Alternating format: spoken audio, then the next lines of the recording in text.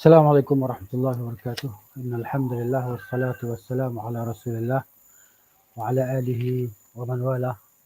Rabbi shrah li sadri wa yassir li amri wa hlul 'uqdatam min lisani yafqahu qawli. Alhamdulillah. Pagi ini kita sambung bacaan buku kita Dosa-dosa yang dipandang remeh. Itu pada muka surat 36. Masuk masjid sejurus selepas memakan sesuatu yang berbau. Ya. Jadi maknanya larangan ini termasuk dalam kaedah umum lah. La darar wala dirar, tidak boleh menyakiti orang lain, tidak boleh menyakiti diri sendiri. Maksudnya tidak boleh mendatangkan kemudaratan sama ada pada diri sendiri ataupun pada orang lain. Tak boleh lah. Itu kaedah umum. Jadi Islam ni mana adalah agama harmoni. Islam adalah agama mengambil berat terhadap orang lain dan juga diri sendiri. Di mana memelihara jiwa, memelihara perasaan, itu Islam lah. Jadi mana Islam agama syumul. Agama yang melengkapi segala kebaikan dalam kehidupan sejagat, sama ada dari sudut kehidupan manusia ataupun interaksi sama manusia. Kita kata hablum minallah wa hablum minan nas, hubungan dengan Allah Ta'ala dan hubungan antara manusia. Dan begitu juga antara kita dan makhluk Allah Ta'ala yang lain, daripada jenis haiwan. Umpamanya haiwan kan, dilarang kita menyakiti manusia dan dilarang kita menyakiti haiwan. Memudaratkan haiwan juga dilarang kan. Jadi benar kalau haiwan kita dilarang untuk memudaratkannya, bagaimanakah dengan manusia yang Allah Subhanahu wa taala telah muliakan mereka kan. Walaqad karramna bani Adam. Allah kata kami telah muliakan anak-anak Adam. Dan Allah SWT beri kepada mereka akal kebijaksanaan untuk membezakan di antara yang buruk dan yang baik. Jadi di sini tajuk dia masuk masjid sejurus selepas memakan sesuatu yang berbau. Berbau, tak kisahlah petai ke, bawang putih ke, jerin ke, apa benda ke, durian ke, apakah yang boleh mendatangkan bau.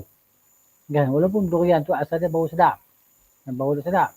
Tapi bila dah masuk dalam perut kita, maka dia keluar gas dia, sendawa dia bau yang tidak enak lah. Dia bau macam perit bau. Dia tak menyedap. Bau tak menyedapkan jiran sebelah kita kan, kawan sebelah kita dalam solat. Itu dia. Jadi firman Allah Ta'ala dalam surah Al-A'raf ayat 31, Ya bani Adam khudhu zinatakum inda kulli masjidin. Wahai anak-anak Adam, ambillah perhiasan kamu setiap kali kamu hendak mengerjakan ibadah, yang ini mengerjakan solat. Setiap kali kamu nak pergi ke masjid tempat ibadat, ambillah perhiasan kamu. Ini juga dalil umum lah. Perhiasan ni maksud dia bersih, ya, pakaian yang indah, bersih dan cantik. Maksudnya kalau kita ada pakaian terbaik, kita pakailah yang bersih tadi kan. Jadi menurut Jabir radhiyallahu anhu, Rasulullah SAW telah bersabda, Man akala al-basala, barang siapa yang telah makan basal, yakni bawang merah. Basal bawang merah. Ya, bawang merah. Dia maksud bawang merah yang belum dimasak. Kalau bawang yang sudah dimasak, maka itu tidak mendatangkan masalah. Bawang yang dimasak kan dia bau dia sedap, bau dia wangi. Ada barang yang bawang yang belum dimasak, dia datang bau macam bau gas, bau pedih. Kan, bau busuk kan. Bau busuk. Jadi bau yang tidak enak lah. Kalau kita sendiri tak selesa, bagaimana dengan orang yang lain? Tentu mereka juga tidak merasa selesa dengan bau daripada mulut kita lah, ataupun bau daripada badan kita. Kan? Macam sebahagian orang dia makan makanan yang mendatangkan bau badan yang busuk kan. Bau ketiak lah. Cakap jelas-jelas bau ketiak. Kan? Jadi mana biasanya orang yang jenis makan daging, makan lemak ni kan, orang Pakistan. Itulah kalau di Pakistan sana, saya maklum lah sebab saya duduk di sana.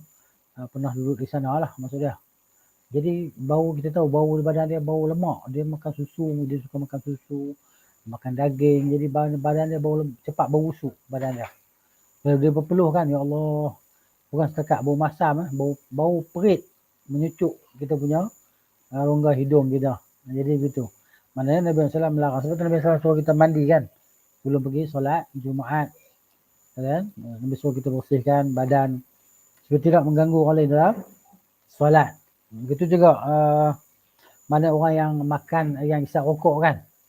Jadi orang isap rokok ni dah akhlak dia buruk. Mana ada orang isap rokok kita nampak akhlak dia mulia, akhlak dia baik kan.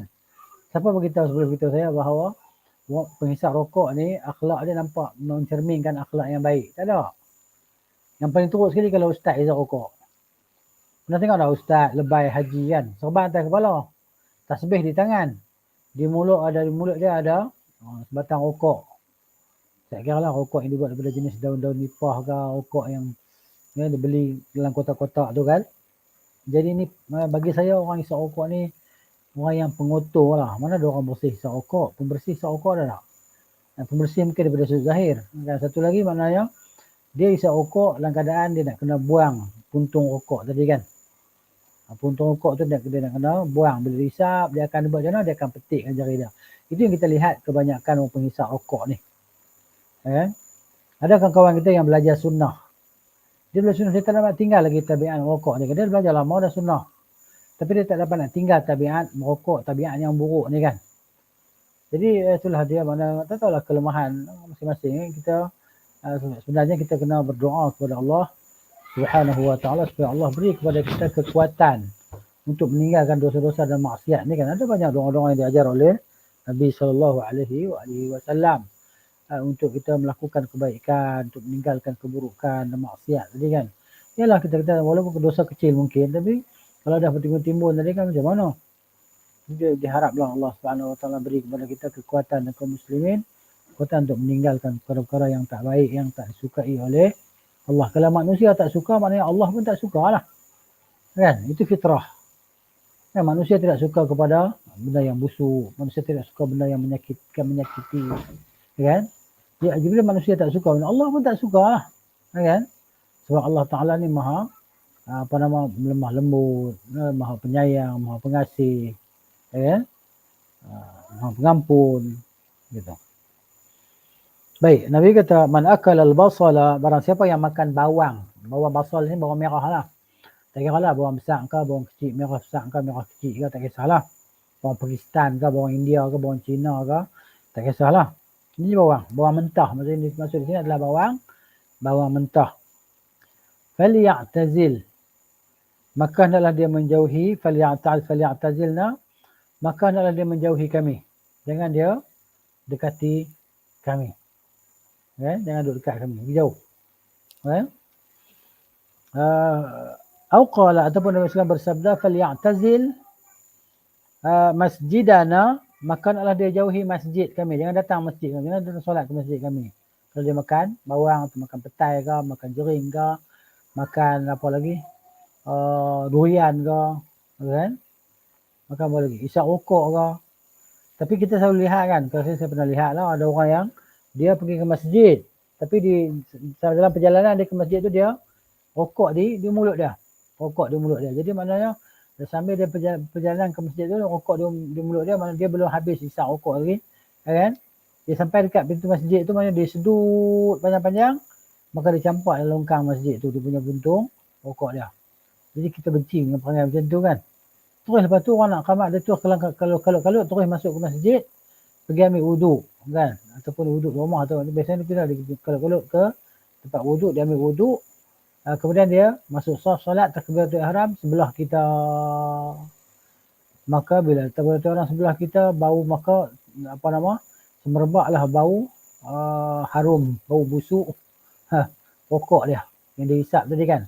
Sebab asal rokok tadi akan kena pada baju dia kan, di mulut dia. Jadi dia pun Allahu Akbar, bau rokok tu dah kena kita, dan kita pun rasa pening-pening, dan kita pun rasa memang dah tak khusyuk, dan kita pun hati kita berkata-kata apalah kau ni kan. Jadi maknanya kita pun rasa macam ada perasaan marah kan. Jadi maknanya Allah Subhanahu wa taala marah macam tu. Nabi pun marah. Nabi kata falyatazil masjidana wal yaq'ud fi baitihi, maka hendaklah dia duduk di rumah dia, solat di rumah dia. Kan nak makan bawang tadi kan. Begitu. Tapi ini tak termasuk bawang yang dah dimasak lah. Kalau bawang yang dah dimasak memang tak bau. Kan, bahkan dia akan mengeluarkan bau yang harum kan. Sebab tu kalau kita masak kan, masak nak bagi sedap ni, wallahu taala alam, kita kena perbanyakkan bawang. Masak bagi sedap, banyakkan bawang. Jadi bila banyak bawang masakan kita sedap, dia jadi harum masakan tadi. Begitu. Ya. Nah, ini tak termasuk bawang yang dah dimasak lah. Kalau bawang mentah memang bau busuk lah. Seterusnya hadis riwayat Al-Bukhari Ya.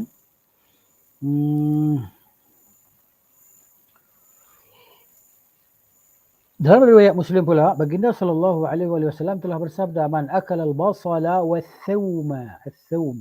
Barang siapa yang makan bawang merah dan bawang putih, wal karatha. Wal karath ni maksudnya sejenis bawang jugalah, yang sejenis dengan bawang. Kan? Macam kita panggil lobak putih pun lobak putih kan. Lobak putih pun bau juga. Kalau lobak ada carrot, lobak merah tak bau. Tapi yang bau tu bau macam bau hancing kan. Pernah siapa pernah makan lobak putih ni? Tapi dia jadi ubat lah. Jadi insyaAllah dia jadi ubat kan. Maknanya bau dia kan. Tak enak lah bau dia. Perit. Lobak putih. Gitu. Ada orang suka dia buat ulam kan. Wal karatha. So yang terjemah dalam bahasa ni, al-karath makna bakung. Bakung ni. Kalau dalam bahasa Indonesia, bahasa kita apa kan. Sebab buku ni, kalau diterjemah dalam di Malaysia dicetak, maknanya buku ni cetak rompak lah. Kan? Tapi tetap perkataan bakung ni, saya tengok dalam kamus bahasa, kamus besar bahasa Indonesia, apa makna bakung ni kan. Bakung. Bakung dalam bahasa Indonesia, tumbuhan jenis bawang besar yang bunganya berwarna putih atau merah. Kan? Crinum asiaticum, nak sebut macam mana ni? Kan? Gitu. Jadi maknanya daun bawang ke apa? Daun bawang ke apa ni? Jadi dia bau lah. Dia bau. Tak enak kan? Begitu. Jadi makan yang jenis bau lah. Jenis ni. Fala yaqrabanna masjidana, janganlah dia menghampiri masjid kami. Fa innal malaikata, dia punya illah dia, punya sebab dia apa dia? Karena sungguhnya para malaikat tata'adza mimma yata'adza minhu banu Adam, para malaikat merasa tersakiti, terganggu dengan sesuatu yang boleh menyebabkan anak Adam juga terganggu. Jadi apa yang mengganggukan kalau ada gangguan pada kita, begitu juga para malaikat akan terasa terganggu. Sebab itu Nabi SAW melarang kita makan benda-benda ni sebelum kita pergi ke masjid lah. Kan? Jadi kalau balik masjid makan okey lah, tapi ataupun 2-3 jam, 4-5 jam nak pergi masjid lagi, boleh lah makan. Jangan dekat-dekat nak pergi masjid tu makan sekejap. Makan-makan terus pergi masjid. Nanti tak dibenarkan. Ini maksudnya Syekh ni dikategorikan perkara ini sebagai dosa yang dipandang remeh oleh kebanyakan manusia. Hakikatnya betul lah. Kan? Hakikatnya betul. Benda ni orang nampak remeh. Tapi bila dia banyak dia berkumpul. Jadi itulah sesuatu yang besar lah. Bahaya lah. Jadi bahaya. Suatu hari Umar bin Al-Khattab radhiyallahu anhu telah berkhutbah. Dalam khutbahnya beliau berkata, "Wahai sekalian manusia, mengenai perbuatan memakan dua jenis pokok itu, sebenarnya aku tidak melarang kamu memakannya. Cuma aku menganggap ia termasuk dua jenis pokok yang menghasilkan bau yang busuk, iaitu bawang merah dan bawang putih. Sungguhnya aku melihat Rasulullah SAW setiap kali mendapati ada bau kedua-duanya itu daripada kalangan para sahabat dalam masjid, baginda akan memerintahkan orang itu keluar ke padang pasir. Oleh itu, padang pasir maksudnya kawasan lapang lah, di kawasan lapang. Kan? Oleh itu, siapa yang makan kedua-duanya, dia hendaklah membuang bau kedua-duanya dengan cara memasaknya. Nampak tak? Masak bau itu akan hilang. Hadis riwayat Muslim. Riwayat Muslim. Jadi bila kita masak, hilanglah rebus. Contohnya kita nak makan juga bawang putih je kan. Kita masak kuah-kuah apakah. Campurlah bawang putih kan. 5-6 ulas bawang putih tadi. Kalau nak cepat masak lagi, kita potong part ke, kita mayangkan dia ke. Kemudian kita masuk dalam masakan kita tadi. Tapi kita tumis kan. Dia akan menghasilkan bau yang sedap. Bau yang menyelerakan. Bau yang aroma lah maksudnya aroma kan. Yang seronok kita hidu kan. Sebab tu orang masak sedap-sedap ni bau dia wangi kan. Dia tumis 4 sekawan tu, dia naik bau aroma wangi dia. Gitu. Kalilah dengan bawang-bawang tadi. Ni kita kan. Baik, termasuk juga dalam kategori ini golongan yang terus masuk ke masjid. Sebaik sahaja selesai bekerja. Nampak tak? Terus bekerja, terus masuk masjid. Lalu ketiak dan stokin atau kakinya berbau hingga mengganggu orang ramai. Stokin dia bau masam, bau busuk kan. Allah. Macam mana? Sebab kita mungkin duduk di soft kedua. Orang tu di soft pertama bila kita sujud. Allahu Akbar. Maka aroma stokin dia tadi akan menyelinaplah masuk ke rongga hidung kita. Maka kita pun rasa macam nak termuntah, rasa macam, yalah, memang kita akan terganggu lah. Akan kuranglah peratus khusyuk dalam solat kita. Ni. Jadi kita kena jaga diri kita, jaga diri kebersihan diri kita untuk apa? Untuk pertama, maknanya kita dapat pahala lah, pahala daripada Allah Subhanahu Wa Taala, kan? Dan kita tidak akan menyakiti orang lain.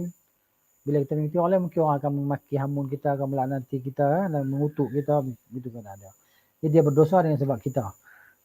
Kita mendatangkan dosa pada dia dengan sebab perbuatan kita, kan?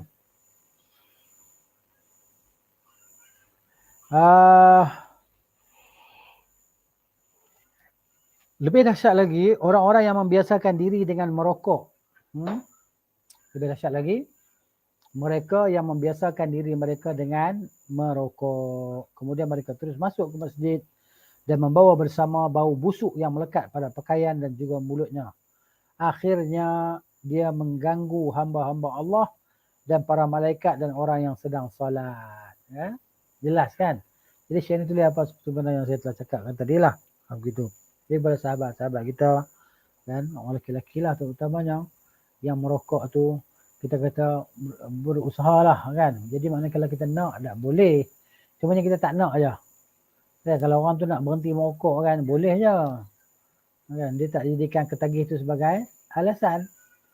Kerana para sahabat radhiyallahu taala anhum, kan, kebanyakan mereka minum arak sebelum Islam. Minum mabuk, kan, minum arak.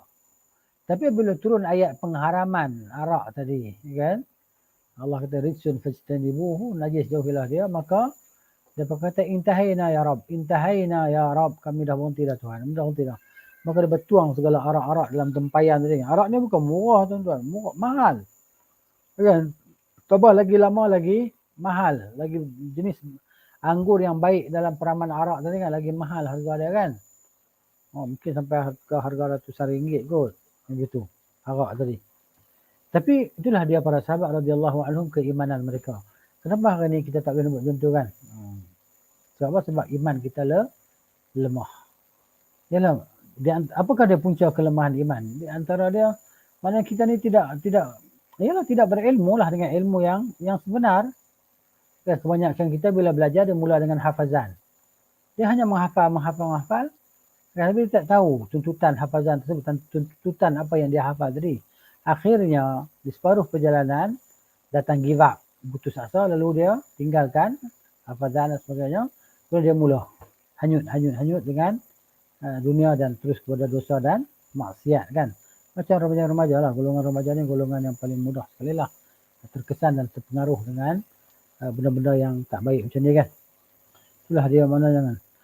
Saya itulah baru ni saya balik ke sebelah utara sana, kan. Jadi kita tengok dan kita dengar berita-berita orang muda ni, kan, banyak yang terjebak dengan perkara-perkara ataupun kita panggil aktiviti-aktiviti yang merosakkan diri mereka, iaitu pengambilan dadah, kan, ataupun yang sesuatu yang menghayalkan, yang merosakkan diri mereka sendiri, kan. Mudah-mudah saya dengar sana sini, kan, di sebelah Kedah sana. Baru ni saya balik seminggu di Kedah.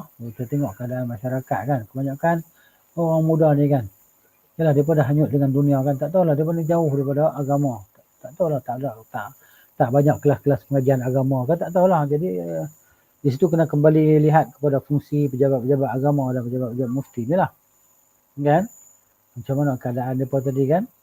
Jadi wallahu ta'ala a'lam, tak tahulah macam mana keadaan, macam mana mereka nak menyelesaikan tu. Dahsyat tengok, kan. Jadi kebanyakan budak-budak muda sekolah menengah, dia orang dah start dulu sekolah rendah dah, kan. Jadi begitu. Jadi itulah mungkin cara sistem pembelajaran tu yang tak betul ke apa ke, itu kembali kepada diri individu tu sendiri, kan. Tapi yang pentingnya belum ada petunjuk dan hidayah daripada Allah Subhanahu Wa Taala lah. Sebab Allah Taala ni may yahdillahu fala mudhillalah. Barang siapa yang Allah beri petunjuk, maka tiada siapa yang dapat menyesatkan mereka. Wa may yudlil fala hadiyalah. Barang siapa yang Allah Taala sesatkan, maka tiada siapa yang dapat beri petunjuk kepadanya. Jadi kita kesian tengok, kan. Dan orang Islam kita dah jadi macam tu, rosak, kan. Jadi mereka ni harapan masa depan, kan. Macam gitu. Kalau mereka dah rosak macam mana? Semua makan ubat khayal kan. Jadi begitu. Bukan dia orang tak sekolah, dia orang sekolah. Dia yang sedang SPM dan sebagainya. Begitu. Tapi pengaruh rakan sebaya itu amat kuat lah. Kan lebih daripada pengaruh ibu bapa lagi, sebab ibu bapa ni kan kadang-kadang ibu bapa ni maknanya tak, anak-anak tak dapat jadikan sebagai tempat mengadu dan sebagainya, dia cari kawan-kawan. Akhirnya dia hanya ada kawan-kawan yang merosakkan dia. Maka rosaklah dia. Sudahlah. Baik. Kemudian mereka terus masuk ke masjid dan membawa bersama bau busuk yang melekat pada pakaian dan juga mulut. Akhirnya dia mengganggu hamba Allah dan para malaikat dan orang-orang ramai yang sedang solat. Habis. Yang 10-nya, dosa yang dipandang remeh lah. Mana zina. Ya, zina kan. Maknanya zina ni maknanya anggota-anggota badan kita ni lah. Mata, telinga, mulut, kan? Tangan. Akhirnya perzinaan yang sebenar pergi kepada kemaluan lah. Dia bermula daripada mata dahulu. Apapun semua bermula daripada mata kan. Baik, antara tujuan pensyariatan adalah menjaga kehormatan dan keturunan. Ini maksudnya tujuan dipanggil maqasid syariah. Maqasid tujuan syariat itu hifzu an-nafs, hifzu al-ard, hifzu an-nasab, memelihara keturunan. Jadi Islam perintahkan kita untuk memelihara keturunan. Ada perkahwinan kan yang halal, yang sah dan sebagainya.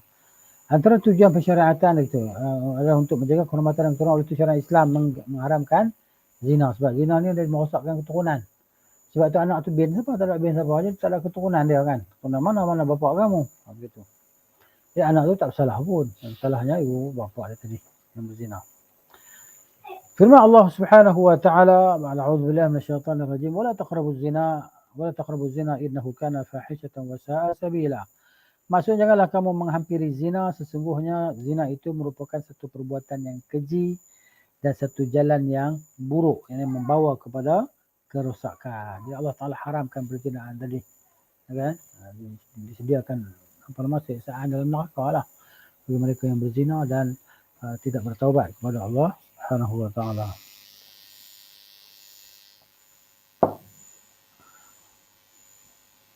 Malah syariat Islam berusaha menutup segala pintu dan sarana yang mengundang kepada perbuatan zina dengan mewajibkan hijab, menundukkan pandangan, melarang perbuatan khalwat, berdua-duaan di tempat sunyi antara lelaki dan wanita bukan mahram dan sebagainya. Baik, bagi penzina muhsan yang pernah berkahwin lah, sedang kahwin, pula mereka akan dihukum dengan hukuman paling berat dan menghinakan, iaitu direjam, dilemparkan batu hingga mati. Kan? Direjam dengan batu. Hukuman ini dilakukan terhadap mereka agar dapat merasakan akibat perbuatan keji yang dilakukannya. Malah setiap anggota badannya akan merasa sakit kerana sanggup melakukan perbuatan haram tersebut. Ini orang yang pernah berkahwin kan, direjam dengan batu sampai mati. Okey. Tapi kalau dia bertobat, Allah SWT tak taubat ya. Ya, Allah Ta'ala Maha Pengampun, Maha Penyayang. Jadi bertaubat kepada Allah Ta'ala sungguh, maka Allah akan terima taubat tadi. Manakala penzina yang belum berkahwin pula atau belum pernah melakukan jima' melalui jalan yang sah kahwin, dia akan dirotan sebanyak 100 kali, 100 batan. Ini merupakan paling banyak dalam hukuman merotan yang pernah diperkenalkan oleh Islam. Hukuman ini hendaklah disaksikan oleh sebahagian orang yang beriman. Ini membuktikan bahawa menghina perbuatannya, bahawa hukuman ini amat memalukan diri sekaligus menghina perbuatannya. Bukan setakat itu sahaja, penzina itu juga harus mesti dibuang dan diasingkan dari daerah tempat yang melakukan perbuatan zina selama setahun. Dihalau dia keluar daripada kampung itu setahun. Jangan duduk sini setahun. Kalau nak balik sini selepas setahun. Ataupun pergi duduk terus tempat lain, jangan balik lah. Begitu kan hukuman dia.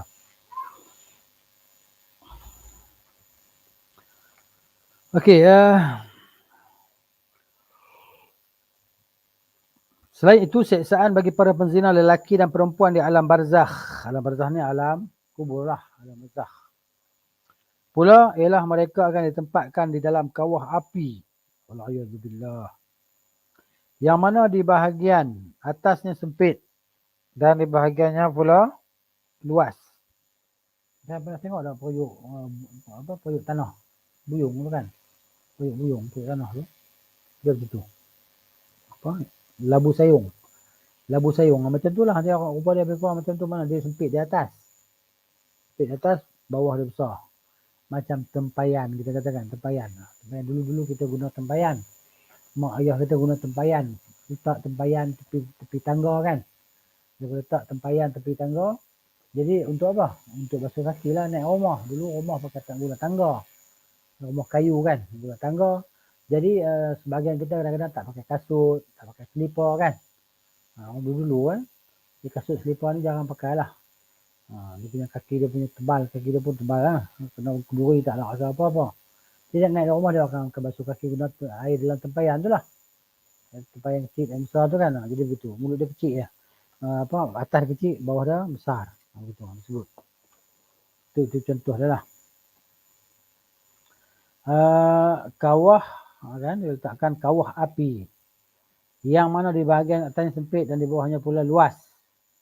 Dari bawah api itu dinyalakan. Sedangkan mereka berada dalam keadaan telanjang.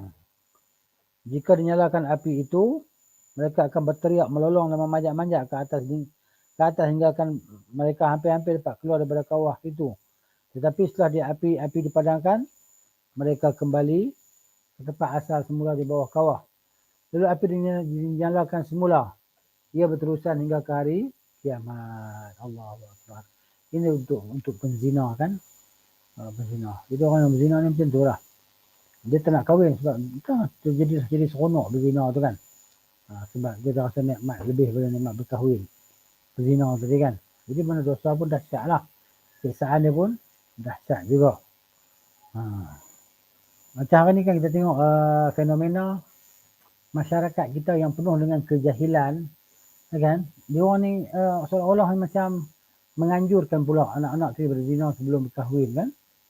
Jadi mana dia, si ibu akan berkata kepada anak perempuan dia, ajaklah boyfriend kamu tu kan, pergi jalan-jalan kan, pergi makan-makan, kenalan dulu sebelum berkahwin.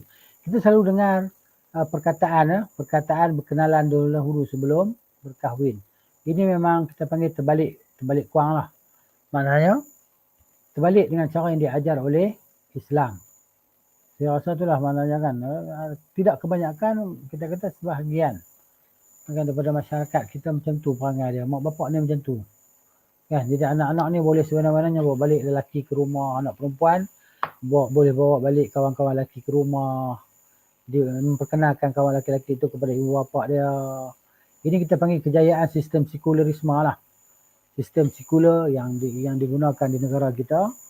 Dia maknanya dia memacu ke arah tersebut lah kan, ke arah pergaulan bebas dan rosaknya mudah-mudi kan. Saya pernah masa lalu di sebuah kedai makan, lebih kurang dalam pukul 2 pagi 3 pagi macam tu kan.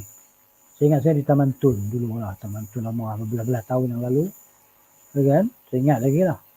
Jadi budak-budak lelaki-lelaki ni makan sambil sekali dengan budak-budak perempuan, ada seorang perempuan tu lah dalam kumpulan tu kan, sambil minum teh kopi tu lah, makan, lepas tu isap rokok. Sekali yang budak perempuan tu pergi isap rokok kan. Tengok dahsyat kan. Ini pergaulan bebas. Mana bawa macam mana kan. Satu kita nak kata nak salahkan siapa? Kadang-kadang nak salahkan ibu bapa dia. Tapi kalau ibu bapa dia tidak mengajar anak-anak dia, tidak menasihati anak-anak dia, maka itu dia belum lepas lah kesilapan itu, kesalahan dia. Kan? Tapi kalau dia nasihati, anak masih berdegil. Nak buat macam mana? Dia tidak memiliki hati manusia. Hati dia pun dia tak memiliki, macam mana hati manusia? Hati manusia pun dia tidak memilikinya. Jadi apa yang kita miliki? Tak ada apa yang kita miliki. Semua milik Allah Ta'ala. Jadi apabila sesuatu itu milik Allah dan kita sayang sesuatu itu, maka kita doakan supaya Allah Ta'ala jaga dia, supaya Allah pelihara dia depan kita ataupun belakang kita kan. Jadi itu yang kita mampu buat untuk diri kita dan untuk anak-anak kita. Bukan kita nak kata kita yang terbaik. Kan? Bukan kita nak kata kita yang terbagus. Tak. Kan? Jadi maknanya kita, alhamdulillah Allah beri kepada kita kesedaran dan kefahaman dan kemampuan untuk berdoa. Bila kita berdoa kepada Allah, Allah akan dorongkan kepada kita kemampuan untuk melakukan kebaikan dan meninggalkan larangan-larangan tersebut. kan? Jadi begitu. Maknanya sebab tu kita tahu doa kita makbul apabila Allah Ta'ala mendorong kita untuk berdoa. Maka jangan lupa doa untuk diri kita. Setelah kita berdoa untuk diri kita dan bapa kita doakan untuk anak-anak kita supaya Allah Ta'ala beri kepada mereka taufik dan hidayahnya dan supaya Allah selamatkan kita semua dan mereka semua di dalam kehidupan dunia daripada segala fitnah yang merosakkan kehidupan dan Allah selamatkan kita semua di alam barzakh dan Allah selamatkan kita semua di alam kebangkitan nanti. Hari yang dahsyat kan. Hari yang semua manusia jadi rasa bimbang, rasa takut. Hatta para Nabi alaihi wassalatu wassalamu ala nabiyyina salawatullahi wassalamuhu. Baik, kemudian kita tengok ya.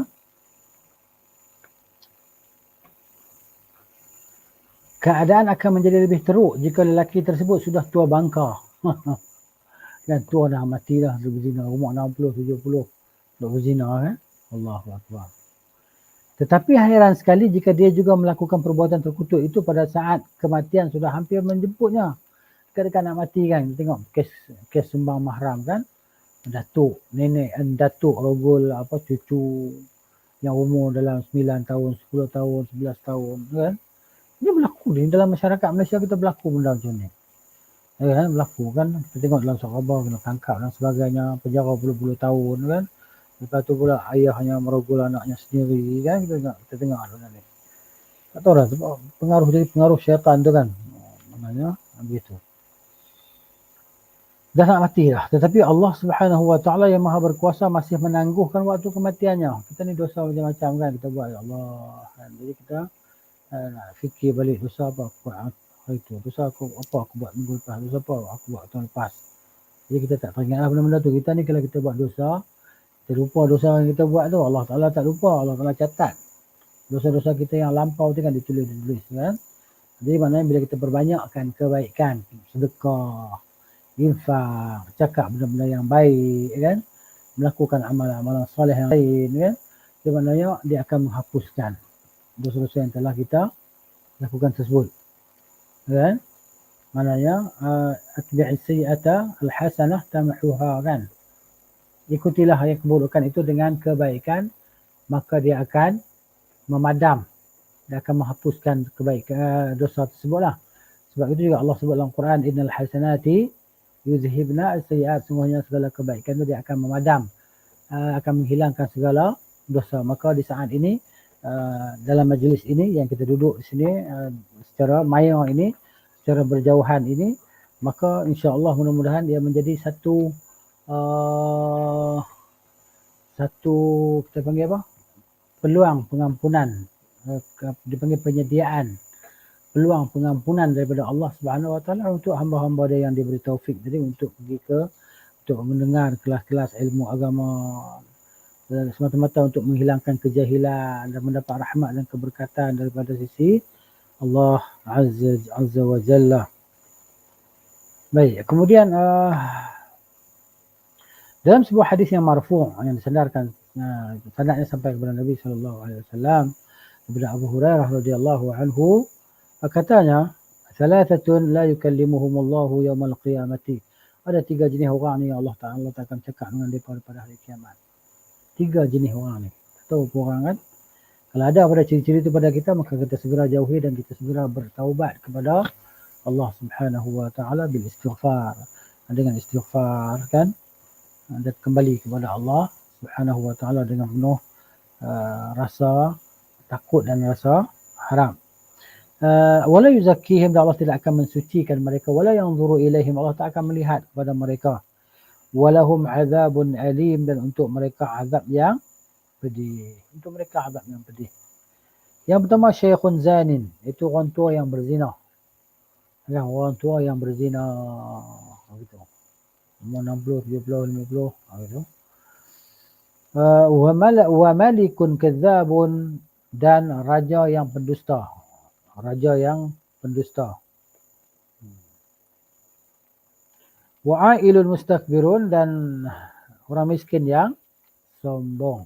Orang miskin yang sombong. Baik. Kemudian kata Syekh lagi, hafizahullah ta'ala, bawah ni, antara cara mencari rezeki paling buruk ialah dengan cara mahrul baghi. Ini rezeki paling tak elok lah. Mahrul baghi ni pada upah pelacuran lah. Kan? Menyerah hidup dengan mengambil upah hasil melacurkan diri kan. Mahrul baghi iaitu upah yang diberikan kepada penzina wanita pelacur lelaki yang menyetubuhinya. Begitu juga lelaki yang mencari rezeki dengan cara menjaga kemaluannya. Maksudnya ni dipanggil apa? Gigolo dia kata. Jadi gigolo ni terbalik pula. Orang perempuan yang kaya-kaya, yang apa nama, yang tak ada iman kan.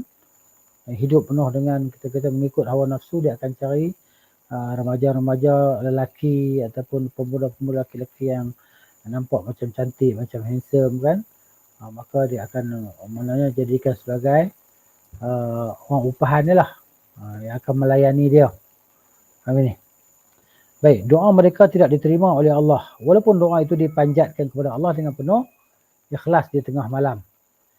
Jadi macam mana mereka nak buat kalau macam tu? Kena taubat lah. Taubat dengan syarat dia lah. Bukan taubat dia tahu buat. Nak kena taubat esok buat tak? Dengan syarat dia.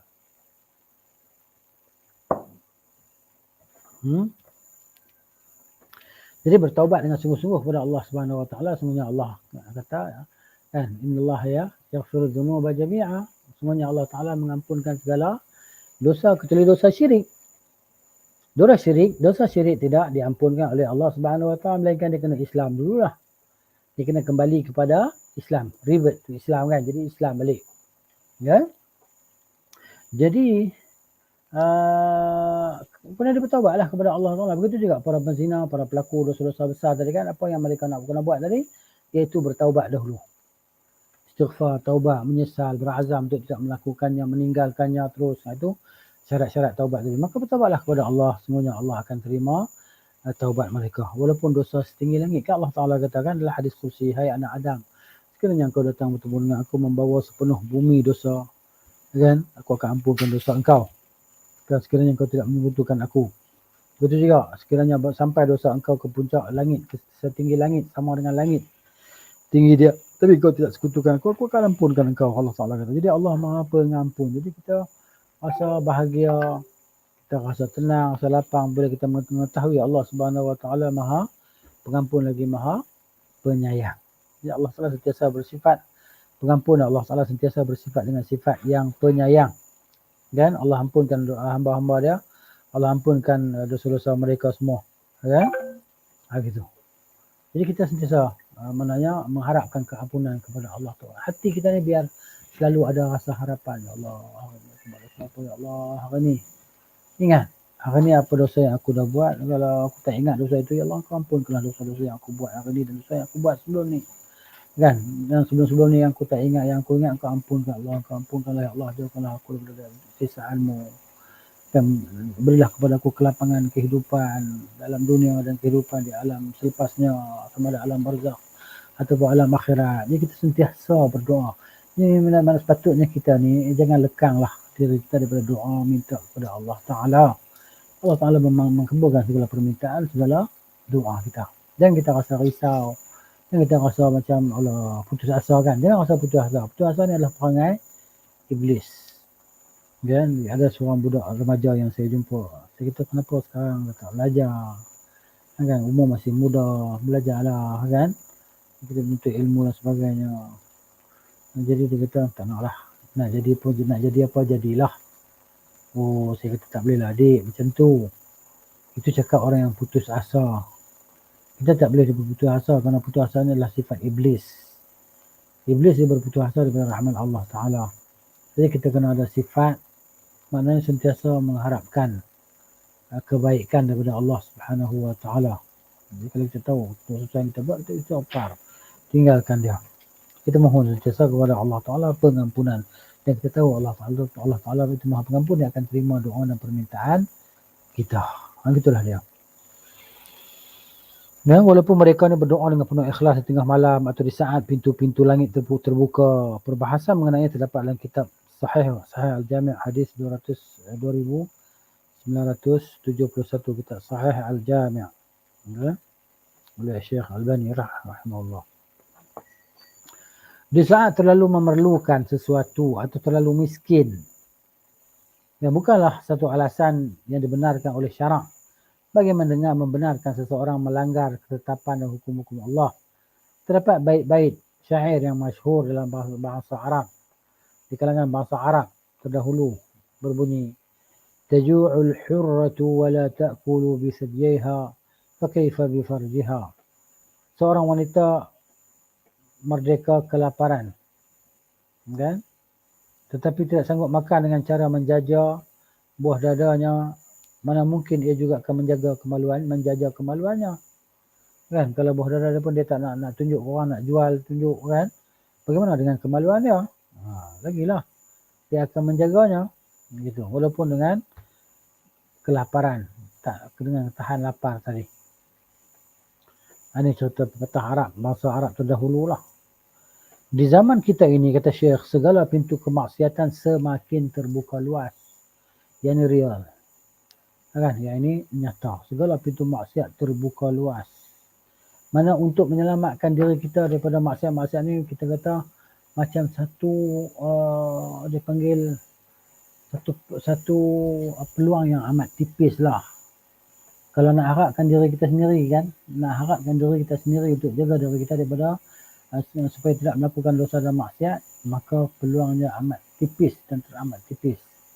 Kan, begitu jugalah kita, tak kisahlah di mana-mana generasi pun macam tu juga. Dan kita berhajat kepada Allah Subhanahu Wa Taala untuk jaga diri kita. Sebab tu ada doa yang diajar oleh Nabi SAW. Di antara doa tersebut, Allahumma alhimni rushdi wa'izni min syarri nafsi. Ya Allah, ilhamkan kepada aku kebijaksanaanku, perkara yang bagus kepada aku. Itu minta Allah ilhamkan kepada kita. Dan jauhilah aku daripada kejahatan diriku. Wa'izni min syarri nafsi, jauhkanlah aku daripada kejahatan diriku. Macam tu kan, kerana kejahatan diri kita ni dia akan mencampakkan diri kita ke dalam neraka jahanam. Jadi siapa nak masuk neraka jahanam? Kita tak nak masuk neraka jahanam, kan? Tak nak. Siapa nak? Tak ada siapa yang nak pun. Kan? Jadi begitu. Baik. Zaman kita segala pintu kemaksiatan semakin terbuka luas. Syaitan pula berusaha mempermudahkan jalan menuju ke arah kemaksiatan dengan mengadakan tipu dayanya serta tipu daya para pengikutnya. Syaitan usaha macam tu sekali, kan. Ahli maksiat dan pelaku kemungkaran tertipu dengan ajakan syaitan. Oleh itu tidaklah heranlah kaum wanita mempamerkan aurat dan keluar rumah tanpa mengenakan pakaian yang diperintahkan oleh syarak. Kita ni kan, kalau kita nak tahu lah, ada sahabat-sahabat kata kalau kita nak tahu kita ni tutup aurat ataupun tak tutup aurat, kaum wanita ni kan, tak kisahlah makcik-makcik ke, nak darah ke apa-apa, kan, dia nak tahu dia tutup aurat dengan betul ataupun tidak, kita cuba perhatikan bila dia nak solat, dalam perjalanan pergi ke mana, ke pasar ke mana ke, tempat kerja dia ke, bila dia nak solat dia buat apa? Dia akan pakai kain kelekung lah. Mana tadi dia pakai pakaian tak tutup aurat lah, kan, tidak menutup aurat, pakai seluar yang ketat, baju yang ketat, kan, mempamerkan punggung dia, kan. Hatta sebahagiannya, na'udzubillah, mempamerkan kemaluan dia yang dia hanya tutup dengan kain baju yang ketat ataupun seluar yang ketat tadi. Ini berlaku, kan. Ini cerita bila keluar rumah lah. Kalau dalam rumah tu dia dengan suami dia tak masalah apa, tapi dengan anak-anak dia tak boleh juga, begitu.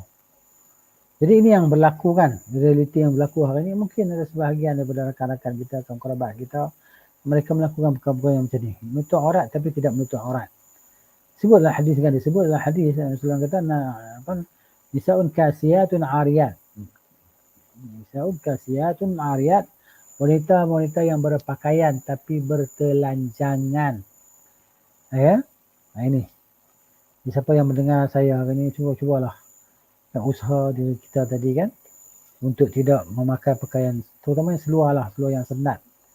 Kan, sebahagian komunitas dia suka pakaian jenis seluar macam getah-getah tu, kan. Dia panggil dia akan jerut kita punya kulit ni, kan. Sebab apa? Memang sedap. Katanya memang sedap lah kita nikmat kita pakai seluar ketat ni. Sebab apa? Sebab dia akan macam mengejapkan kita punya kulit, kan. Kita punya kulit, tubuh badan kita, paha kita jadi macam selesa kejap, dipanggil. Dia tidak macam menggelebih, orang kata macam tu lah, kan. Jadi mungkin itu sebab dia orang suka pakai seluar yang fit, kan. Komunitas yang pakai seluar ketat, kan. Ya Allah. Tapi itulah dia maknanya yang paling teruk. Ada lagi teruk. Yang sampai pakai seluar pendek kan. Dah macam pakai seluar jalan pergi ke kedai kan. Ini bukan dekat bandar-bandar, di kampung Sungai Buloh saya duduk ni pun ada juga kan. Mana ada juga, bukan kita perhatilah, tapi lalu di jalan budak perempuan macam jogging tu pakai seluar pendek, ya Allah. Budak sekolah kan, dalam umur 17-18 tahun kan. Sambil bawa handphone kan. Jalan jogging, jalan kan. Dengan seluar pendek dia. Ni kampung contoh ni kan. Yalah. Dia maksiat dosa ni bukan di kampung berbandar saja, di kampung pun yalah. Kembali kepada orang-orang tadi lah, kerana kejahilan tu lah. Kejahilan masing-masing lah. Jadi mana kita doakan lah. Ya Allah beri kepada kita petunjuk dan kepada mereka apa? Petunjuk kan. Mungkin sekarang mereka ni tak tahu, jahil. Akan datang mereka tahu. Macam kita dulu lah. Kita dulu mungkin kita tak bertudung, kita tak tutup aurat, kita isap rokok dan sebagainya orang lelaki-lelaki tu kan. Tapi bila kita dah belajar, kita rasa macam ada keinsafan. Kita mula nak bertudung dan sebagainya kan. Hatta sebagian artis kita tengok kan. Mereka ni dah mula rasa macam nak bertudung. Tapi tak tahulah tudung yang mereka pakai tu harap-harap memang ikhlas. Kerana untuk jaga diri mereka sendiri lah.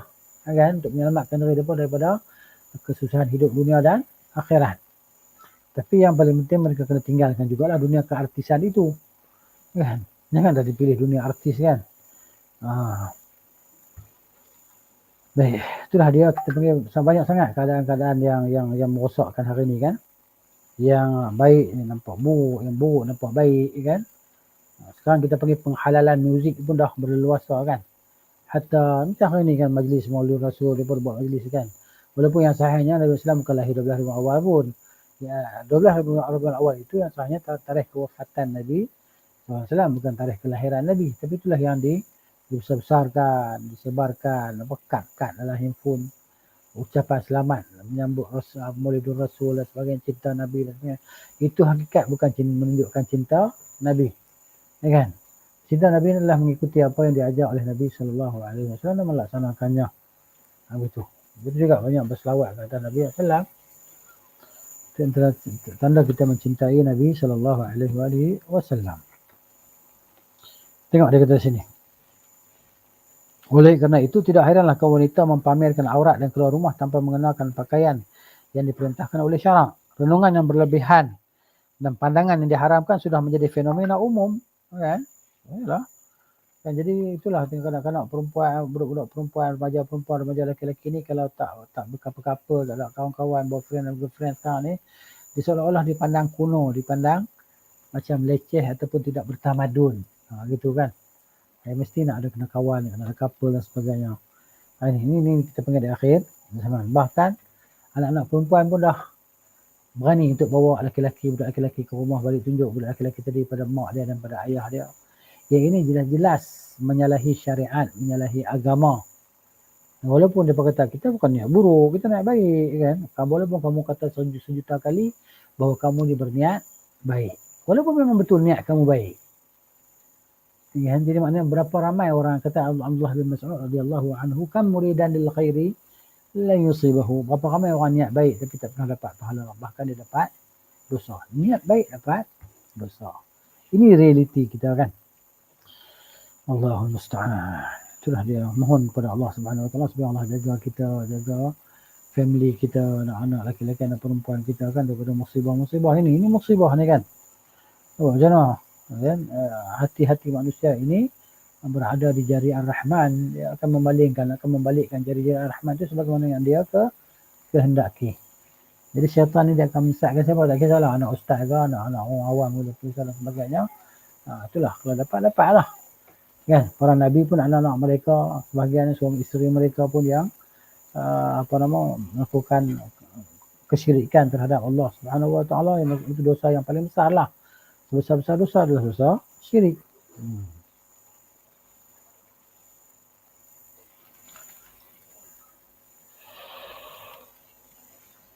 Begitu juga pergaulan bebas antara lelaki dan wanita sudah bermahrajalela. Ya.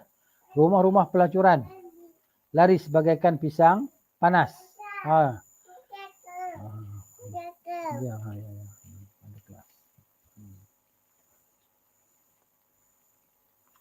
Okey, itulah dia. Laris macam pisang, rumah-rumah pelacuran laris bagaikan pisang panas. Pisang panas, pisang apa? Pisang goreng. Dia kata pisang goreng, pisang panas. Pisang goreng panas kan, memang laku lah. Kalau orang jual pisang kan, memang kalau nak mega betul laku, mega pisang goreng kan. Dia pisang goreng, dia pasal orang kan, pisang, nama pun pisang goreng panas, laku, panas, tak habis. Gitu.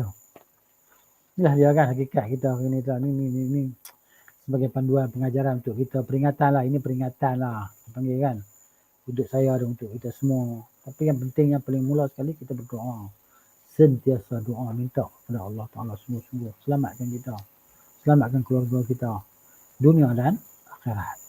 Minta Allah dengan sungguh-sungguh, Allah pasti akan tolong kita. Begitu juga dengan filem-filem yang membangkitkan nafsu, kan? Filem-filem. Betapa ramai individu yang melancung ke negeri-negeri yang menjanjikan kebebasan maksiat. Di sana sini dibangunkan berbagai-bagai perniagaan seks, perkosaan berlaku di mana-mana. Jumlah anak-anak hasil perkosaan semakin meningkat. Begitu juga gejala pengguguran anak akibat seks bebas dan sebagainya. Ya Allah, kami memohon kepadamu, berikanlah segenap hati kami dan peliharalah serta bentengkanlah kemaluan dan kehormatan kami. Jadikanlah antara kami dengan perkara-perkara yang diharamkan suatu dinding sebagai penghalang. Dan Allahumma qsim lana min khasyatik, itu doa Nabi ajarkan. Allahumma qsim lana min khasyatika ma yahulu bihi bainana wa baina ma'asika. Doa minta Allah Ta'ala jauhkan kita daripada maksiat-maksiat dan diri kita tadi. Ya. Wa min ta'atika ma tuballighuna bihi jannataka, dan maknanya berikanlah maknanya kepada kami ketaatan kepada engkau itu, dan sebagai jalan untuk kami sampai ke syurga, ataupun jalan yang menyampaikan kami kepada syurga engkau, kan? Doa yang diajar sampai sana sangat banyak doa. Jadi mana sekarang ni mudah je, kita bukan payah pun nak cari doa-doa tadi, kita boleh Google pun, type sikit doa Nabi. Kalau bahasa Arab lagi mudah lah, dia akan keluar macam-macam lah doa, kan? Kalau tulis, cuba boleh tulis Google dalam type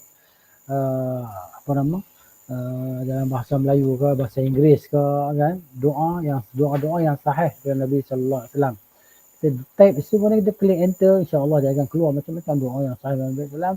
Maka kita pilihlah satu atau kita download sebagai PDF ke, kan? Download sebagai PDF dalam handphone kita ataupun dalam laptop kita. Tapi dalam laptop ni kita tak bawa jalan-jalan kan, handphone ni kita nak bawa jalan-jalan pun, sebab nama pun handphone, kan, telefon di tangan. Sebab tu hari ni mereka ataupun kita semua mempraktikkan handphone ini, kan? Dia tidak lagi berada di rumah, di meja, di lantai, dia berada di tangan. Sentiasa hari ni kita tengok mana-mana kan, kita kata boleh katakan bahawa masyarakat kita dalam keadaan masyarakat yang tidak bising, riuh, rendah dan sebagainya, semuanya senyap. Ya, senyap saya apa?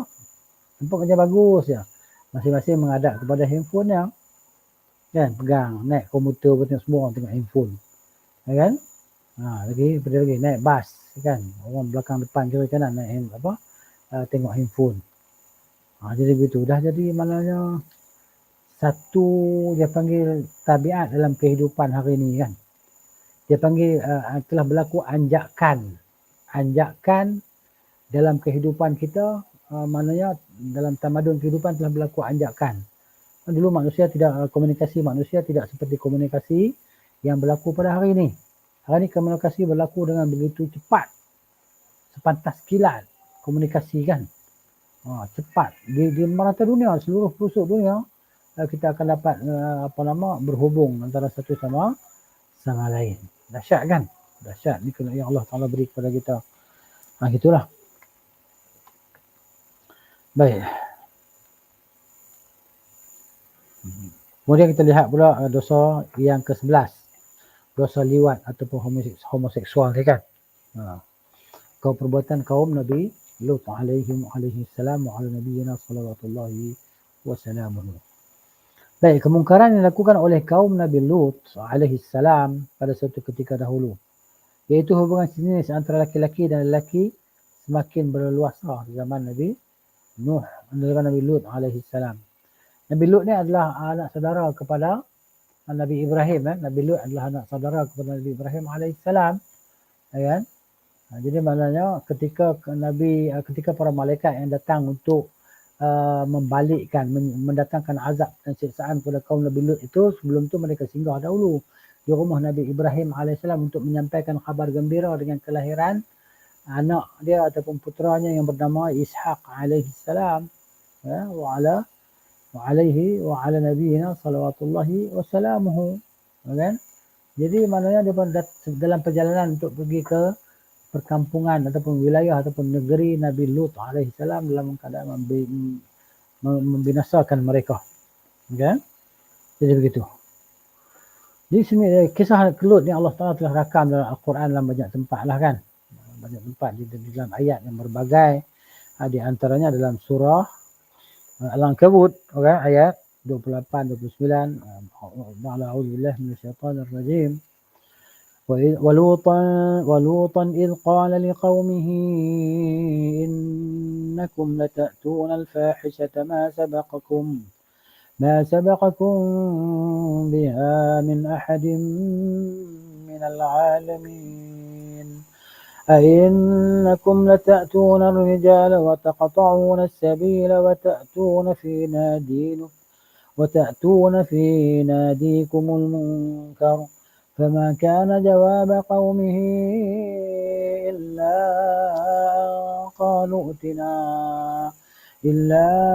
أن قالوا ائتنا بعذاب الله إن كنت من الصادقين.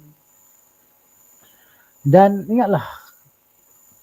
ingatkanlah peristiwa Nabi Lut alaihissalam ketika dia berkata kepada kaumnya, sesungguhnya kamu melakukan perbuatan keji yang tak pernah dilakukan oleh seorang pun daripada penduduk bumi ini, penduduk alam ini, bumi ini, sebelum kamu. Betulkah kamu mendatangi orang lelaki untuk memuaskan nafsu syahwat kamu? Malah kamu menghalangi lalu lintas untuk tujuan jahat. Kamu juga melakukan perbuatan mungkar di tempat-tempat perhimpunan kamu. Kaumnya tidak menjawab selain berkata secara mengejek-ngejek, datangkanlah kepada kami azab daripada Allah yang engkau janjikan itu jika betul engkau jika engkau termasuk orang-orang yang benar. Kan? Berminta pula siksa Tuhan. Auzubillah min zalik. Jahat teruknya depan dia, kan? Tak percaya sama dia, tapi minta siksa. Oleh kerana perbuatan mungkar itu dianggap keji, buruk dan amat berbahaya. Okay. Sebab itulah Allah menghukum pelaku homoseksual ini dengan 4 jenis seksaan sekaligus. Dia mari sekaligus. Seksaan itu. Kan?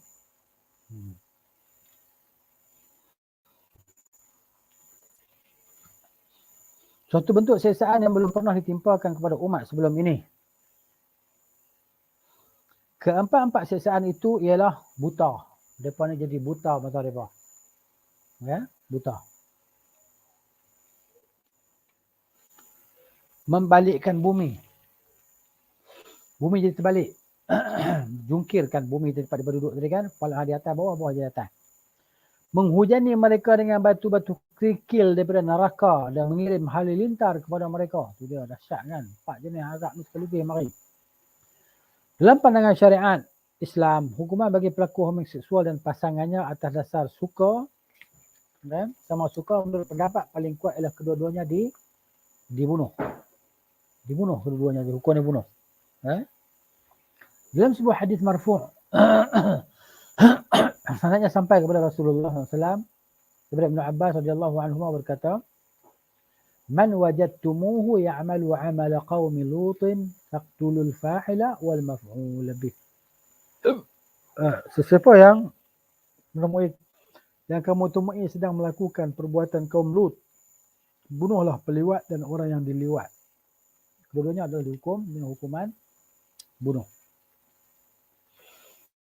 Hakikatnya timbul pelbagai penyakit yang mana tidak pernah wujud di zaman nenek moyang kita sebelum ini adalah sebagai hukuman di atas kemaksiatan yang bermerajalela itu. Sebagaimana yang kita saksikan sekarang, berbagai-bagai penyakit seperti taun dan penyakit alat kelamin yang belum lagi ditemui penawarnya seperti AIDS, kan? Akhirnya mengakibatkan kematian. Ini semua menunjukkan salah satu hikmah betapa kerasnya hukuman daripada Allah Ta'ala terhadap pelaku homoseks tadi. Dahsyat kan dosa dia dan siksaan dia serta azab dia daripada Allah Subhanahu wa taala. Ya ya. Ya ya. Baik, yang ke-12-nya di antara dosa ini pernah remeh adalah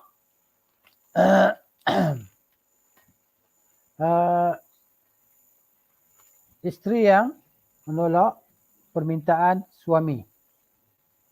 Ya. Baik. Ini di antara dosa yang dipandang remeh lah. Menurut Abu Hurairah radhiyallahu anhu, Rasulullah SAW telah bersabda, "Idza da'a ar-rajulu imra'atahu ila firashihi fa'abat, fabata ghadbana 'alayha, la'anathu al-mala'ikatu hatta tusbiha." Makna dia, jika seseorang suami mengajak isterinya ke tempat tidur untuk melakukan jima', lalu dia menolak hinggakan suaminya marah atas perbuatannya itu, pasti para malaikat melaknat wanita itu hingga ke pagi. Maknanya bila disebut perkataan laknat ini bukan dosa kecil, ini adalah dosa besar tapi dipandang remeh. Macam tak kisah tak ada apa-apa kan. Gitu, ini dosa besar. Baik, syarah ada huraian dia kata Syekh sini, Allah Ta'ala. Pada hari ini, banyak perselisihan antara suami dan isteri disebabkan isteri menghukum suami menurut dugaannya. Lalu menolak permintaan suami untuk melakukan hubungan sebagai cara membantah. Sedangkan perbuatan itu boleh mendatangkan masalah yang lebih besar. Umpamanya menyebabkan suaminya curang atau terlibat dalam perkara yang haram. Ini perzinaan lah. Dan dia cari yang haram lah, itu dia berzina. Malah masalah ini boleh menjadi lebih parah dan menyusahkan isteri. Menyusahkan isteri itu sendiri yang mana pada asalnya ingin menyusahkan suami. Apa tidaknya si suami berusaha mengahuni wanita lain hasil perbuatannya itu. Ini realiti yang berlaku pada sebagian orang lah.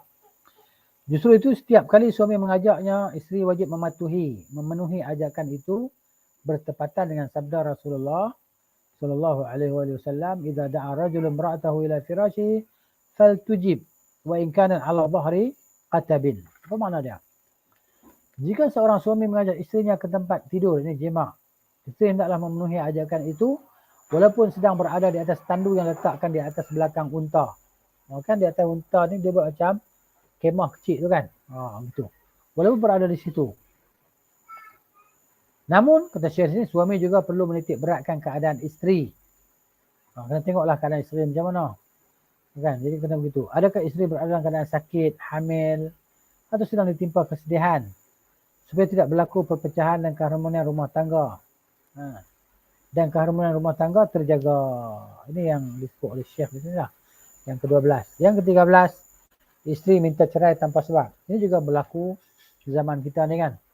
Isteri sebab dia berkawan dengan orang lain, dia fenomena kan. Fenomena ini berlaku ketika wanita keluar rumah, bekerja, dan ada jawatan-jawatan tertentu di luar dan sebagainya.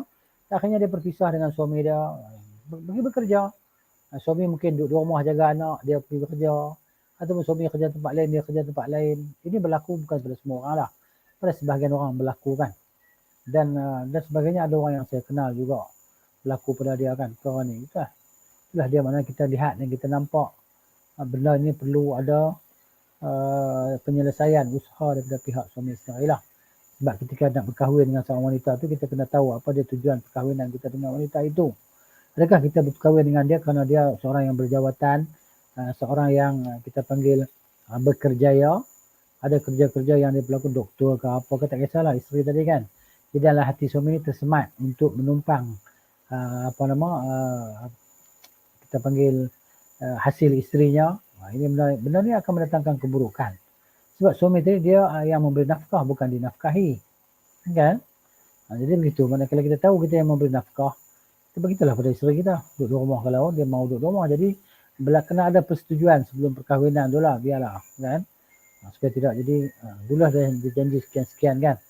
Tapi itulah maknanya apapun nak lakukan satu perkara kena istikharah dululah. Istikharah. Nak pilih isteri pun kena istikharah. Nak pilih suami pun kena istikharah. Nak pilih menantu pun kena istikharah juga. Ya, macam-macam. Kan supaya apa? Supaya kita tak rasa macam menyesal aku terima budak ni. Kan, rupanya begini perangai dia. Makan tidur yang kerja tak nak. Kan. Lepas tu jadi doktor yang tak bertauliah pula tu, apa dia? Hisap dadah. Kan, macam yalah macam yang saya lihat di sebelah utara Malaysia, sebab dia baru seminggu kat utara kan, dengar cerita macam-macam kan. Masyarakat kita di sana kan, kebanyakan anak muda ni rosak. Di sana dia orang tak panggil hisap dadah atau makan hisap ganja dan sebagainya, dia orang panggil apa tak? Dia orang panggil makan ubat. Di Kedah sana dia menggunakan istilah makan ubat. Budak tu makan ubat tu. Dah kalau dulu okey lah, sekarang makan ubat. Makan ubat ni kita faham lah, bukan makan Panadol, makan apa nama ubat-ubat ni tak. Maksudnya dia orang ni ambil dadah. Bila ambil dadah maka dia akan menyebabkan rumah tangga merosak lah. Dan dia akan menyakiti isteri dia. Akhirnya berlaku perceraian, anak-anak terabai kan. Nafkah memang tak bagi lah. Sebab orang hisap dadah ni, dia takkan peduli lah dan nafkah anak-anak dia. Dia kira dia lah, dia kira dunia dia.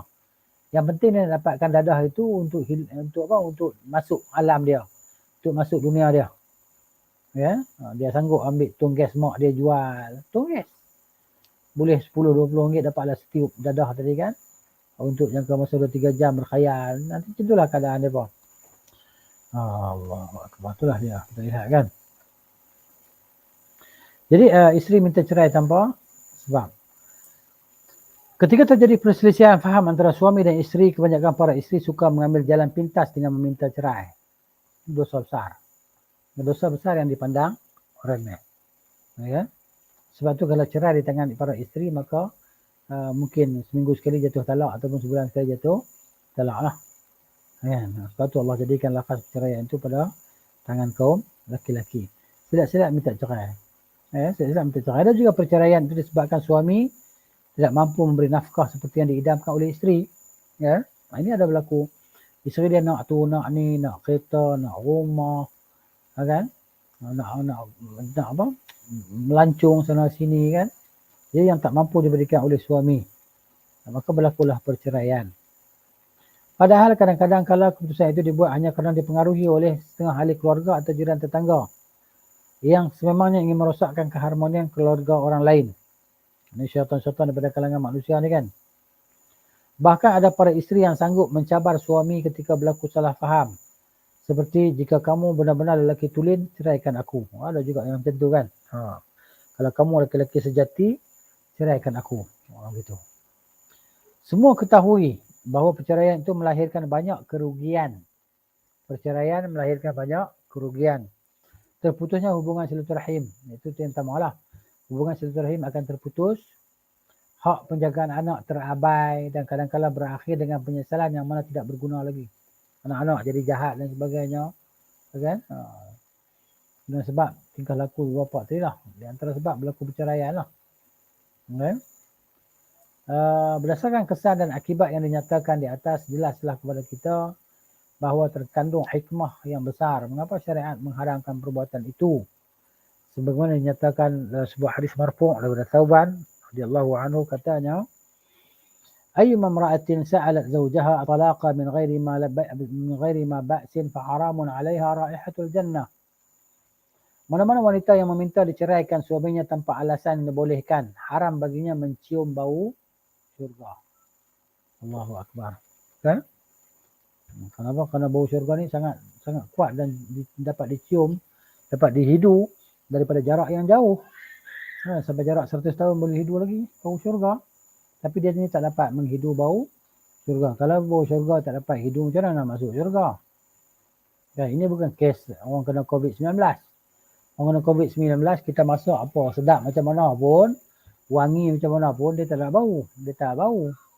Kan? Tapi dia makan boleh tapi bau tak ada. Ni cerita orang kena penyakit. Di akhirat ni wanita yang jenis minta cerai kat suami dia tanpa sebab ni, dia tidak akan dapat mencium bau syurga. Tapi kalau suami dia jenis penagih dadah, itu di antara sebab yang membolehkan dia buat khulun. Khulun ni terjemah dalam bahasa kita dia panggil tebus talak lah. Dalam bahasa kita dia panggil tebus talak, khulun. Ataupun walaupun tidak khulun, maknanya ia dipisahkan oleh hakim dia dengan sebab isteri mengadu tentang kejahatan suami dia, keburukan suami dia yang boleh merosakkan masa depan dia dan anak-anak dia. maka hakim kan memisahkan, menjatuhkan talak.